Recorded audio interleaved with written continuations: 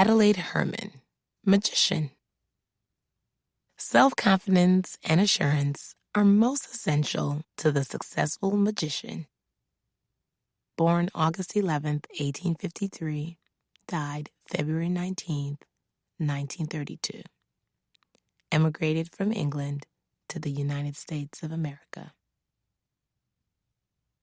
Once upon a time, there was a girl with a flair for the dramatic.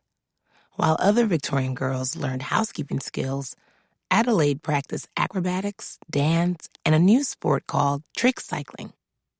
One night, Adelaide saw a magic show in London that changed her life. The magician, Alexander Herman, known as Herman the Great, asked for a volunteer, and Adelaide eagerly raised her hand.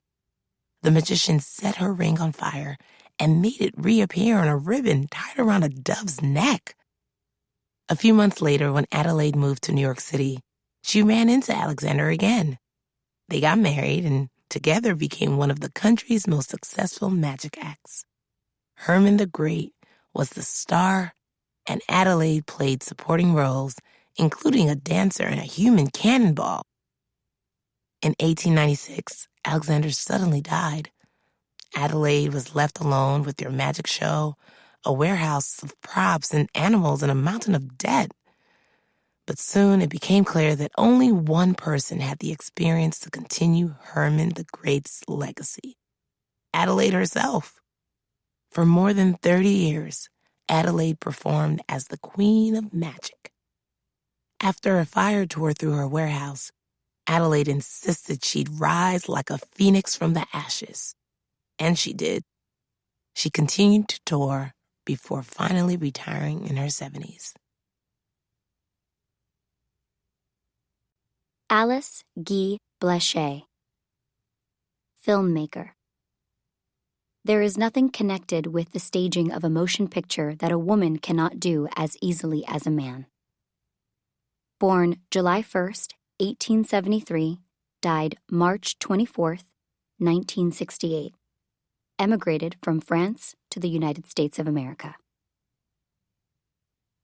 Once, there was a girl named Alice who spent her childhood crisscrossing the globe from France, her mother's home, to Chile, her father's home, to Switzerland, where she lived with her grandmother. When she grew up, Alice became a secretary at a camera company turned film studio. Filmmaking was a new and exciting art form. The very first films were nothing like today's movies. They showed people doing ordinary things, a group of workers simply leaving a factory, or a train racing along a track. Alice thought these films were boring and wondered, what if film could be used to tell a story? So she borrowed camera equipment and created her first motion picture, The Cabbage Fairy. It was only about 1 minute long, but it was one of the first films to tell a fictional story. Eventually, Alice became the studio's head of production and experimented with new ways to make films and add special effects. She married a fellow filmmaker, Herbert Blanchet, and they moved to the United States. In 1910, Alice opened her own film studio called the Solax Film Company and eventually built a state-of-the-art production studio. It was the largest film studio in the country. Herbert became the company's president so Alice could be free to make movies. She became the world's first woman filmmaker, creating around 1,000 films, many of which survive today.